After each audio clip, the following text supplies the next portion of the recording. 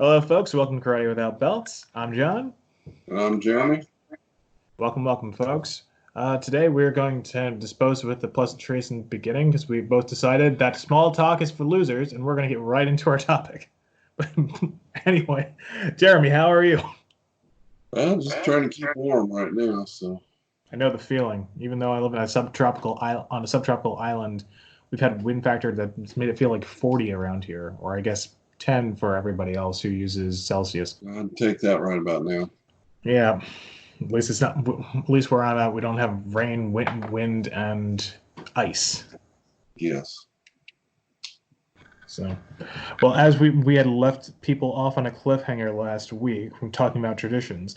Last week we talked a lot about the aesthetics of traditions and the kind of the things that go around, the dojo, entering the dojo, looking at gis, looking at etiquette and belts and things like that.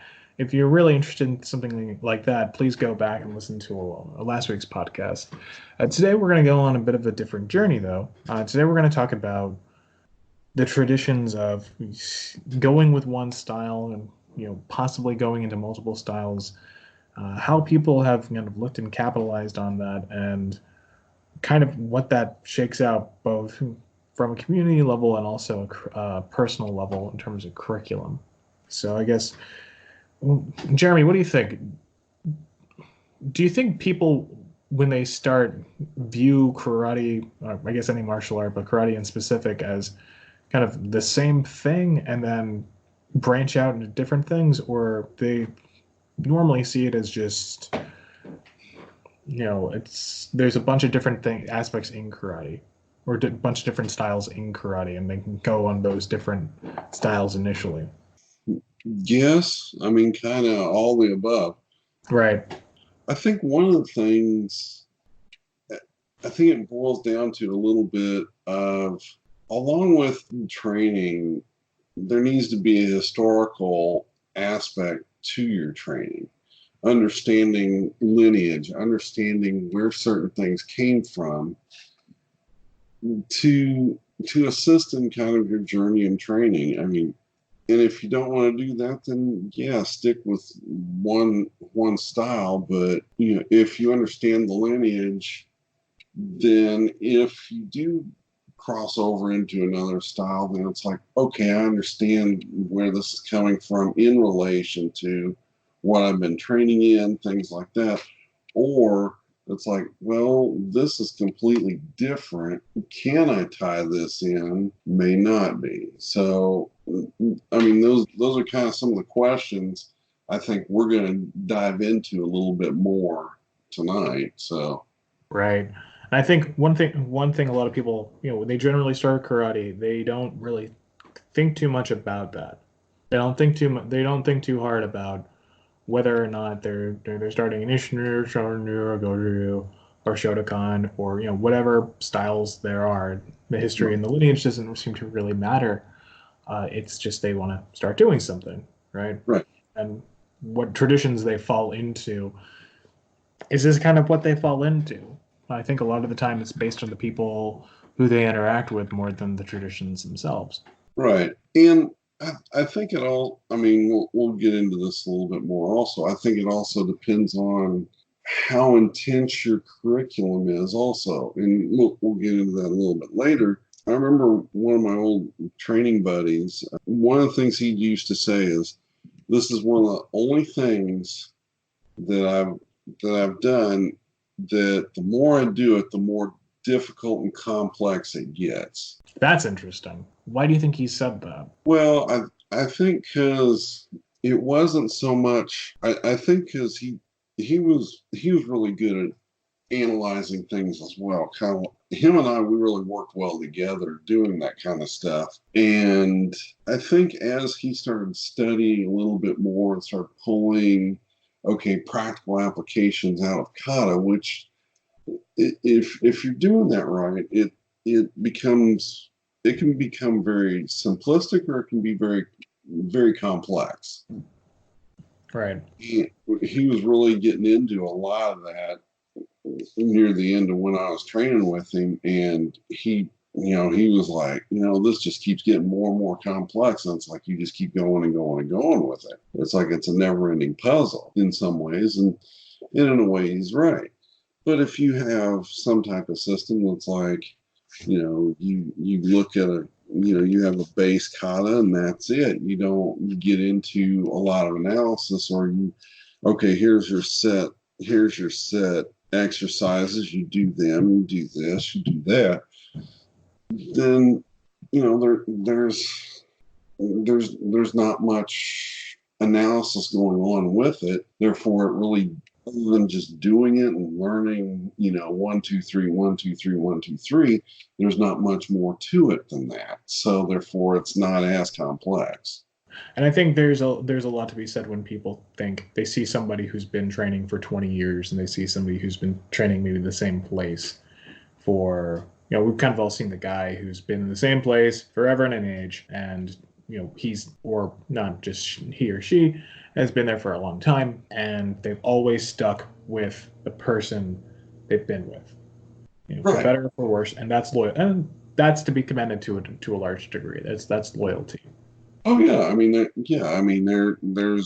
there's a lot to be said with that. But what's actually being learned from that person? Are they really getting what? I mean, obviously they are getting what they need and what they want, and that's cool. But sometimes you just need somebody else's perspective to kind of jog something in you or something else. So Right, and this goes into the perceived notion in tradition that you have one teacher, or that you have one style or one school, and that is the one school you stick with.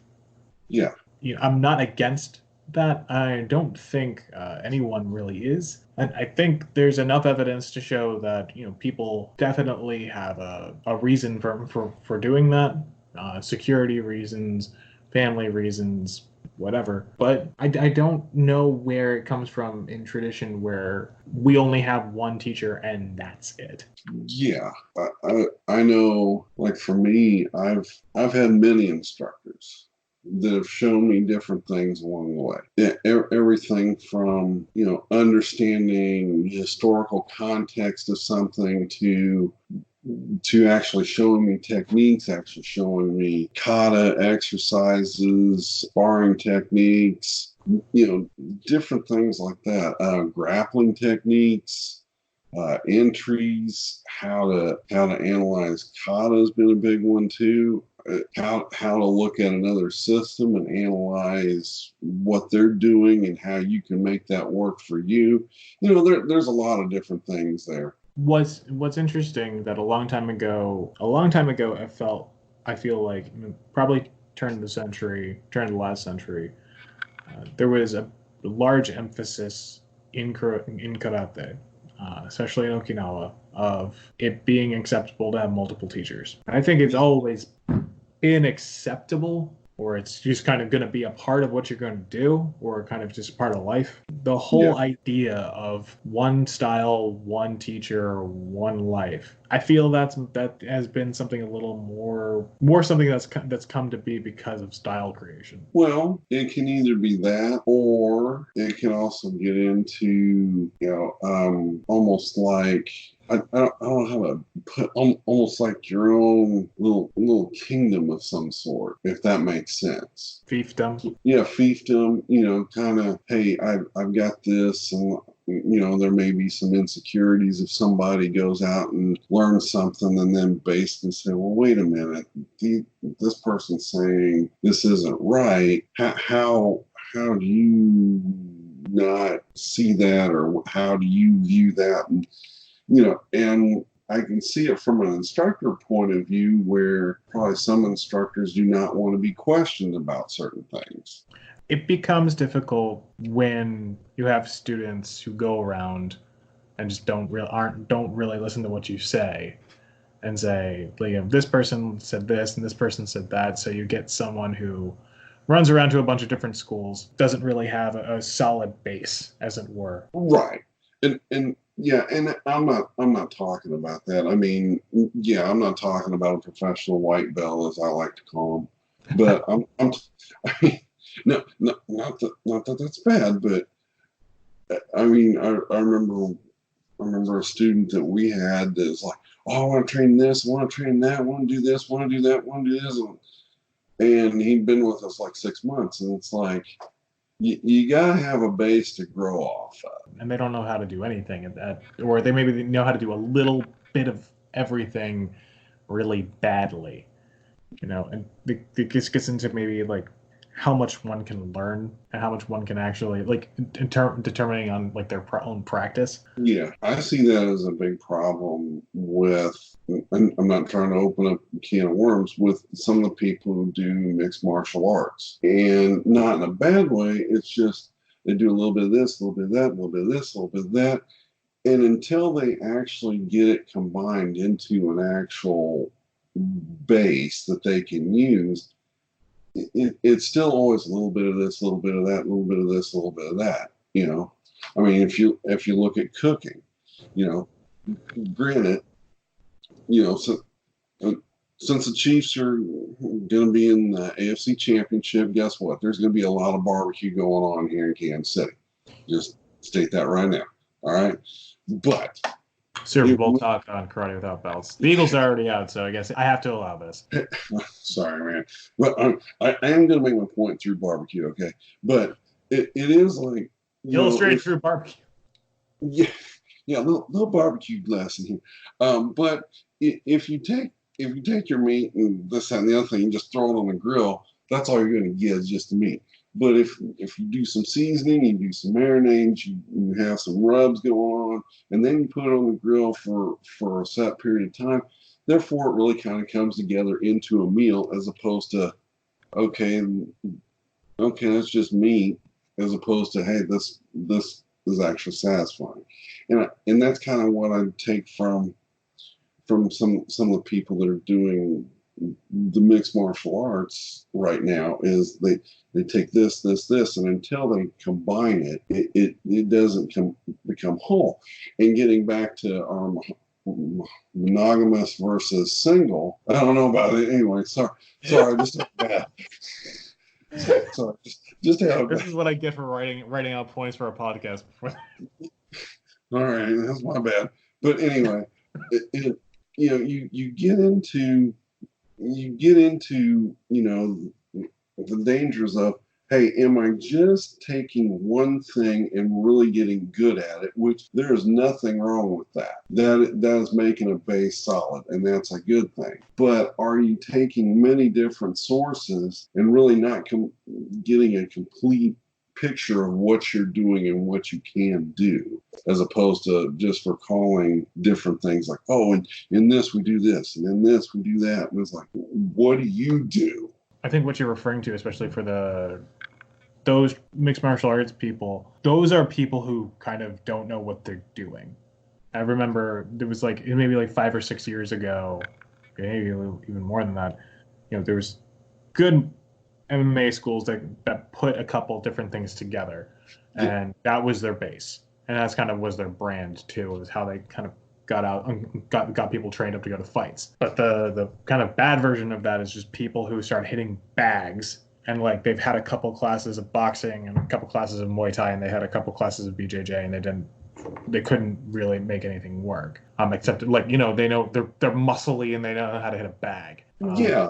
I mean, yeah, and you got people taking advantage of some people in that case. I mean, but that's the same thing with karate too, right? Where I mean, with every, yeah, absolutely. But I think going back to possible traditions in that regard. You have plenty of people who I think way back in the day, one kata was a style. Yes. And I think that bears in consideration whether that's true or not. If you have one style that has several katas, you already are doing, to a degree, a mixed martial art.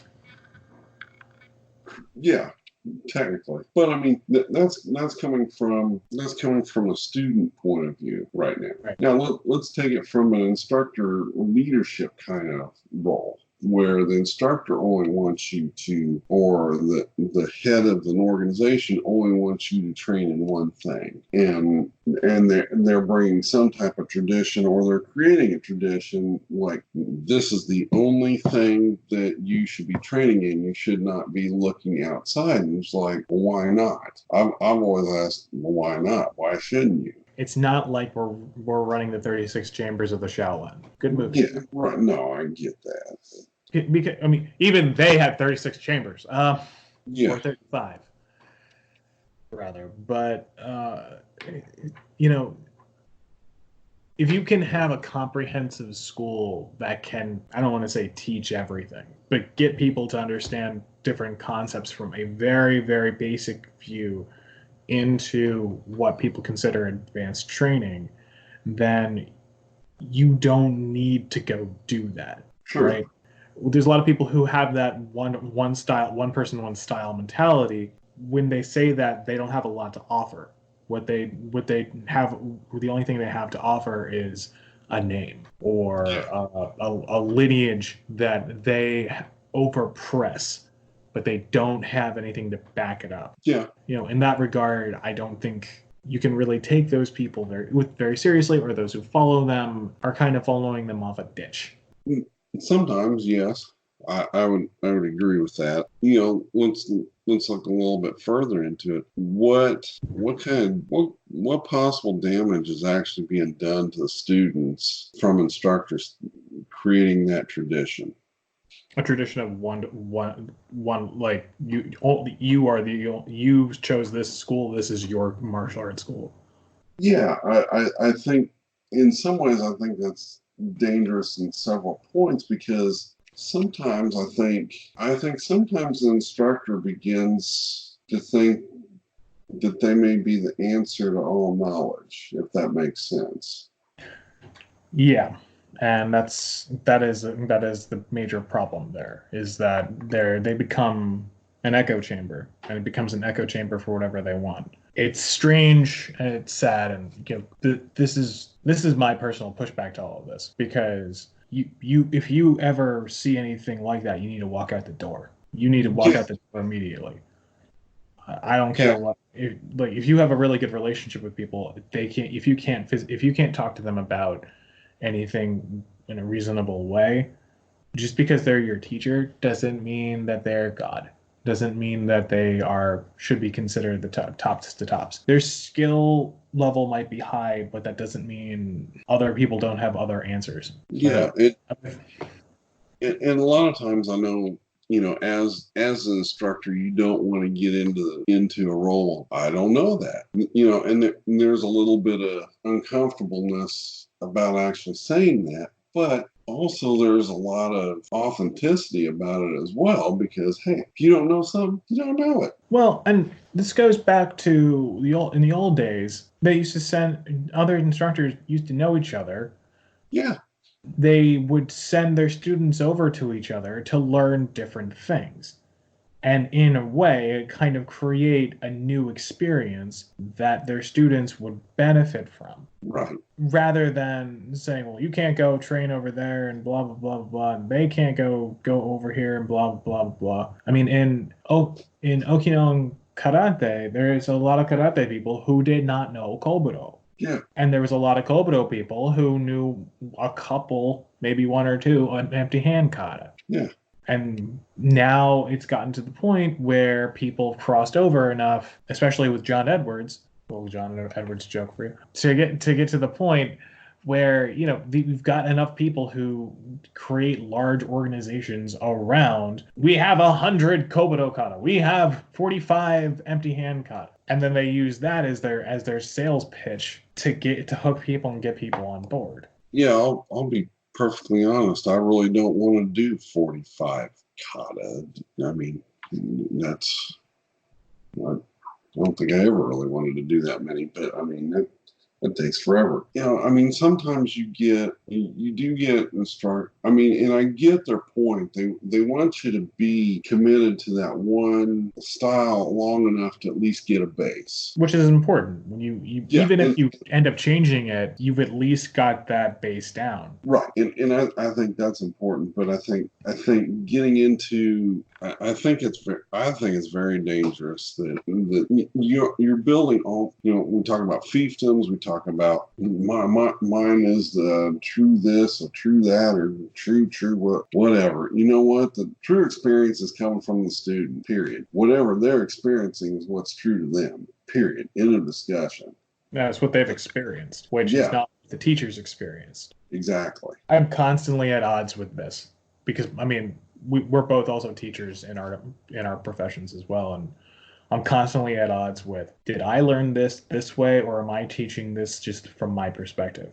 And sometimes both are good that way, because sometimes you're showing them a little bit different way of doing things. I mean, I go back to something as simple as my daughter's doing math homework in her school, and so the teacher's like, you have to do it this way. Well, there's certain things my daughter's not catching on to, and so with me having a math degree, I'm like, okay, I can dissect this about 500 different ways to show you exactly what's going on. And so I'll like, okay, try it this way. Let's see if this works. And then I'll break it down a little bit further. And, finally I'll find something that works for her. And then I've had a couple times where the teacher's like, where'd you learn this? I didn't teach it this way. And she goes, well, Daddy taught me. And so guess what? I'm getting a email from the teacher, why did you teach her this way? And then I go back and say, well, I have a math degree. I think I can teach her however I want. And so You just got Atticus Finched. well, they can just shut up, to be perfectly honest. But anyway, Uh, so that's a so positive reference, Jeremy. That's a positive reference. well, I just The difference is Atticus Finch didn't go to school. well, that's true. That is true. That's true. But He's still smart anyway, and not his daughter. yeah, This is literary theory on Karate Without Belts. yeah. Well, yeah, but yeah. So certain things, how things are taught, how things are not taught, Right. and how people are not open to sharing different ideas about things and letting somebody else share things with people. I think it's a bad tradition overall. I don't think it's just in karate. I think it's in several different ways. Right, and it's essentially saying don't only be teachable to one way, or only Right. be open to one understanding of doing things, which is ultimately dangerous. There's no other way to put it. Yeah. I, And this, I mean, not that this is the focus, but I mean, a lot of people go and test for, some type of Dan rank. And usually when somebody does, you're not going to have your instructor that you've worked with for years and years and years be the one grading you, so to say. right.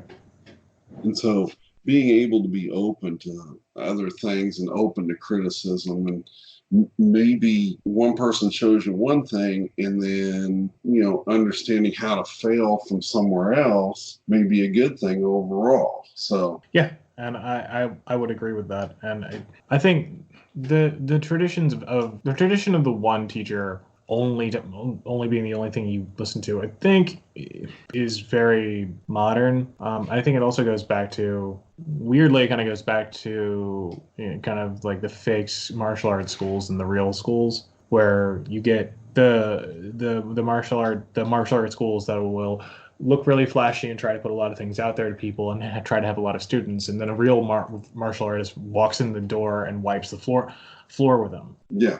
Because they put up all this flash that they can't see beyond that. And it's a weird tradition in martial arts, I think even in karate, that we've seen this not just in media but also in real life. These are real things that have happened where we've had too many people put up like the fancy belts, the this gets into the industry, right? Because kind of crossing over again with John Edwards, but got to go for three times on that one. I haven't seen this so much outside of the States, but it's definitely, I think, an American phenomenon of creating this industry of flashy karate stuff. Yes. And taking advantage of people's ignorance of tradition. Yeah, and at least not having some historical background behind it. I mean, like something as simple as doing a simple, I shouldn't say simple, but a simple weapons form, so, just as a bow. And you've got places that do all these fancy tournaments and are doing like these little fiberglass or carbon composite bows that, I mean, if it hit anything more than a piece of paper, it would shatter. And it's like, I mean, yeah, you can whip it around so fast it makes it whistle, which doing a run is kind of cool. I'll admit that. But yeah, overall, what is really being taught? Nothing. I mean, that's kind of sorry. I don't mean. Yeah, no, it's. What frustrates me is that 20 years ago, I can understand this stuff happening. Yeah. 20 years ago, I can understand this stuff continuing. And I think this is the large reason why it's starting to die out and why it's starting to die down. Why you get all these people now being like, oh my God, traditional martial arts is dying. I'm like, well, you know what? You didn't take care of it. Yeah. You try to capitalize on it. It goes into the belts, it goes into the ranks, it goes into, we talked about uniforms last week, right? And how, I was editing it and I was listening to what you were saying about old gis and stuff like that. And, for the longest time, I wish I had never put a patch on like the first or the gi my mom had actually bought me for my black belt test, because I wore that thing out. Mm-hmm. I wish I never put a patch on that, because I mean, I don't really follow the same people who I put the patch on for, but that gi still means a lot to me. Yeah. But it's just a plain white gi. It doesn't have anything other than this patch. It doesn't have anything else on it. It doesn't have any other stuff on it.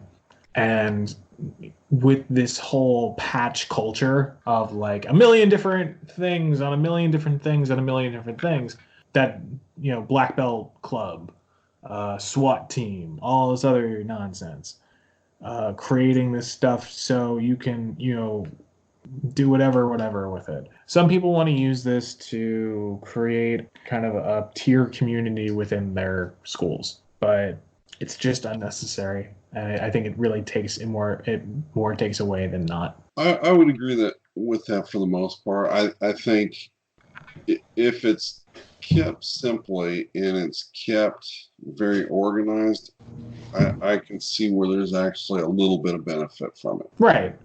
Like if you don't like I remember one of the previous schools, we used to go do demos and stuff. I mean, as large as we were, there's no way you're going to have 200 plus students do demos. You can't have the whole school doing a demo at that point. Depends on the size, but I mean, ultimately, yeah, you're right. I mean, in that fashion, yes, I see where there is. Now, the whole black belt club thing, I never got that. I thought that was, I thought it was just goofy as all get out, but that's just me. So well, it's an attempt to get people to be more dedicated. Right. I mean, give them to be like, he's really dedicated and will be here until X, Y, and Z. Really, it's just your parents sign a contract. Yeah, I mean, I get the motivation factor to actually build up some type of dedication from students from that point of view, but I think there's better ways to do it, but that's just me. But I'm not some marketing genius, but sometimes I think marketing needs to stay out of the dojo. Now, granted, you got to have a little bit of marketing to keep the doors open. Don't get me wrong, I get it, but well, marketing. The people who make money off marketing are marketing. Hey, good for them. So, I'm not the Don Draper of the dojo, so. No, I got you. I think that goes down to the tradition of representation, right? So, we talk about somebody who, when we were talking, we just got into a kind of a bit of a yak about one teacher, one style, and then, we go on the opposite side of that and kind of go with the Bruce Lee idea, which really isn't his, but it's what everyone's always done is just take what's good, use what's good, leave the rest out of it, and kind of create your own system, which effectively any style is actually essentially done. Yeah, Um, to a you know, point. Yeah, I agree. I mean, everyone mixed martial artists, do this all the time. Yeah, If you look at a karate curriculum, you do. Everyone loves to do their own lineage thing. That's essentially what happened. yeah, So if you're going to take that in stride, what I think is important to see is kind of, if you start from the student perspective of joining to school and they go through a journey in their martial arts career, attempting to be, they maybe go to one school and they get a base for maybe 2 or 3 years, and then they see something else they enjoy, and maybe they do two or three arts at the same time, and they gain some experience and knowledge, and then maybe over time they kind of move away from one thing and closer into another. Maybe at the end of maybe 10 or 15 years, they say, hey, I want to teach myself. What do we look at when we talk about the traditions of curriculum? yeah.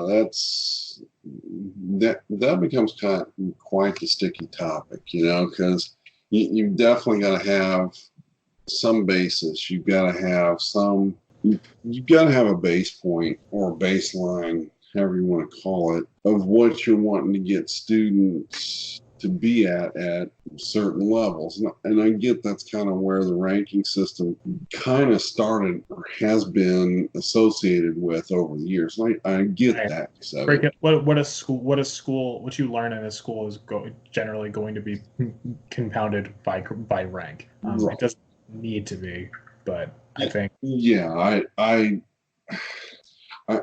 get the fact because, going after, coming straight in off the street and going after a Don rank. I mean, it's a journey. I mean, it is a long, another way to look at it's a long project. right. I mean, it's not going to happen overnight.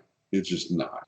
And, there's going to be certain milestones you got to hit. There's got to be certain things you're going to learn over time. There's things like that. But as far as curriculum, I think sometimes, going with, some of the traditions, hey, this is what I learned, this is how I learned it, da da da da da da da da da da, whatever. I think that brings into what the instructor is going to teach, but I also think that sets up where your baseline for your students is going to be at a certain point. And I think what you just even said right there was someone coming into a school and looking for a Don rank. I think a lot of people, that's what their image is they come in and be like, I want to get my black belt. Yeah, okay. That can happen tomorrow. It's not going to happen the next day. And I think there's a kind of tradition of person comes into school, person wants X. They see that X it's kind of the weird hero's journey of getting to a black belt in a way. Right. They want X, they need to get there, they need to make a change, they go on a journey. They, see what they learned before was incorrect. They have to change what they do. They have to lose something and they have to completely change as a person as they are. And that's how you get to a black belt. I mean, it is interesting because every style's got something a little bit different how they go about it with their tradition. When I taught more regularly than I do now and actually had multiple students, I mean, I pretty well followed what Robbie had set up for the most part. There were a couple things I added. There were a couple things I took away. That's why I felt comfortable with teaching. And it wasn't a huge shift. It was just, okay, this is where this is at. I had a set number of kata. I had a set number of weapons. I had a set number of basic exercises. And I had a set number of techniques. That was the majority of how I set up what I thought my qualifications to to get to a Dan rank or black belt.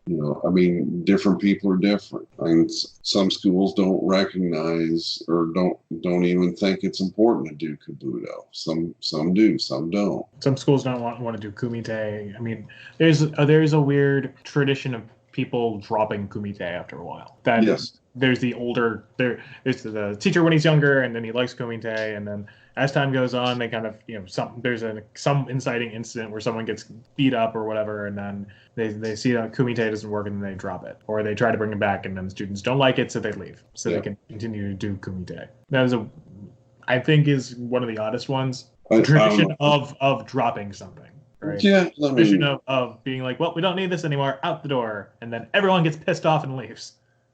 Well, I mean, there are certain things that I dropped, and there's certain things that I added. For some reason, I tended to push Kumite more after at least 6 months of training. I would not disagree with that.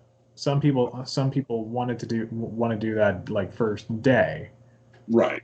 And I always trying to give them at least a baseline of just pure basics, and usually I usually like to go 9 months. I mean, I at least push it 6 months, but I always like to go 9 months. They're starting to understand their actual bodies. I mean, what they can do, what they can't do, things like that. And I think, and then introduce Kumite in, more like drills and stuff, and then let them actually learn to get hit, so. Right, or be able to take a hit and be able to keep going through a hit. And that's, there's one guy, a couple different Kumite matches I was looking at, and though I don't personally agree with the quote-unquote full contact fighting, but only to the body, I do think there is some benefit to that form of training, but only as a form of training, not as the end of that training. Right. It's funny you bring that up. For some reason, this last week, a buddy of mine sent me a couple old boxing matches of Mike Tyson, and it was really interesting. It'd been years since I'd watched anything, and I will say this: watching how his hip movement was unbelievable. I mean, the power the guy generated was amazing, but watching how his hips translated into power and so quick, it's like trying to get people to understand that kind of stuff was just kind of, I don't know. I mean, a lot of people think it's all, arms and this, that, and the other thing. And I think getting back to a little bit of what we were talking about, but then also getting into the curriculum side, I think that's some of the things that people benefit from when you're not just sticking to one thing all the time. You're open to seeing other things. And that's kind of my point on this. It's like, yeah, it may not be part of your curriculum, but if you're actually studying certain things along with your curriculum, I think that also brings things a little bit more real, a little bit more, hey, how can I get this in there, and how can I do this, and how can I do that? So, well, and it gives, as martial artists, as people who study martial arts, we also people who study human anatomy. Yeah. Some people take this way too far in some directions that especially with traditional Chinese medicine, but they don't quite actually understand or are using it properly. But I mean, when you do it correctly and you understand, look, the body's going to move one way. It's going to move in certain different ways. How it reacts is kind of anyone's business, or is anyone's guess when in terms of strikes and stuff. But at the end of the day, you have to understand how your body works and how the human anatomy works, how muscles come together.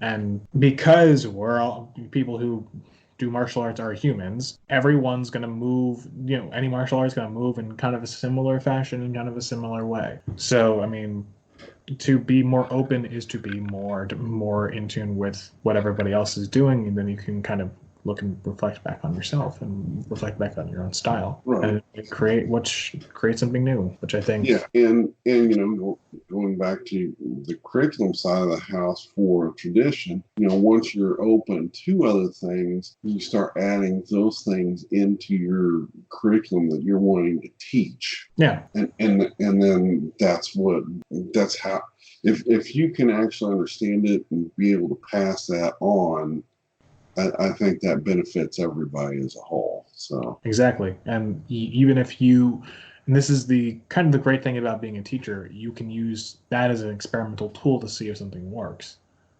And that's something as you as a student might not necessarily be able to do. And I think that's kind of the onus of something a teacher needs to take on is to create that environment, to create that tradition for people to be like, yeah, we're perfectly comfortable coming in and trying new things. We're perfectly comfortable coming in and working on different stuff.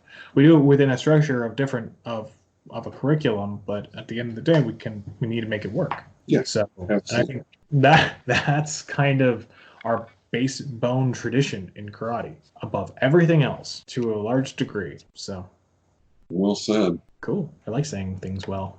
All right. So what are you working on this week, Jeremy? I think this week will be more just getting down my routine consistent. It's been real choppy lately, just getting, okay, I need to plan out this time for this. And, between 5 and 6 in the morning, I'm training, things like that, or, just getting that routine down. Yeah. Because it's just been like, okay, one morning I'll be training, and then, maybe 10 o'clock the next day I'll train a little bit here, and then, it's just kind of all over the board. And I need to just say, okay, put a line in the sand. This is when I'm training. So I think the death of consistency for a lot of people is like the day they miss, and like you miss a day, and like you're suddenly like it's all out the door. Yep. And I think my thing is live with it, take it, go on. Okay, don't skip it the next day, or find a different time for it. Yeah. But I mean, yeah, I just need to get it consistent, and then that way I'm on a routine and I'm rolling on it. So I've been working broom, and nice. Maybe I can re-pick up Nunti broom. Nunti broom in a week or so. But I'm just working between, weirdly, like finding that old kata that I thought I'm like, I can't get back to that, can't get back into that. I won't remember that really well. In a day or so, I've got it back in my head. And then in a week or so, I've got it back in my memory, and I got it back in my muscle memory. Yeah. And I'm kind of cautiously optimistic about continuing on that and just trying to integrate as much as I can. But just, I remember when I was a little younger, I was like, I'm going to learn all of it. I'm going to grab it all and have it all, and no one can stop me. And kind of fell on its face that way. Yeah. Cool. Any parting messages for our listeners, Jeremy? I think the one thing that comes to mind is, as everybody's training in karate in some way, shape, or form, trying to get different knowledge to try to really understand things better. I think it benefits a lot if we get away from, well, you're not, like the attitude, well, you're not a part of us, so I can't teach you something. Ooh, yeah. And I really challenge anyone out there, like, if you find yourself saying that, you know what? Somebody else has probably got something either just exactly or very close to it, and they're going to be willing to share where you may not. And therefore, be open to just giving that experience to teach somebody who's really just wanting to learn. and be thankful that somebody wants to learn from you.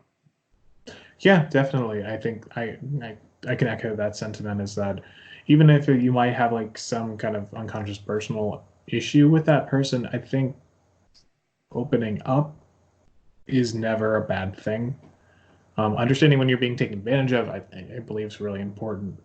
Yeah, And that's a different conversation for a different day. But yeah, be open and be honest. It's okay because guess what? Especially on that note, if you feel or you're afraid someone's gonna run out the door with something, just because everyone has access to all the knowledge now. You have the internet. Some idiot's gonna throw something out. Someone's gonna throw something out there. But it's not. They're not gonna know it the way you know it. yeah, So exactly. So, they're going to have their own experience. So that's just kind of my parting message from this. So cool. Well, folks, thank you for listening. This is John signing off. and Jeremy, everybody take care. And don't forget to keep training.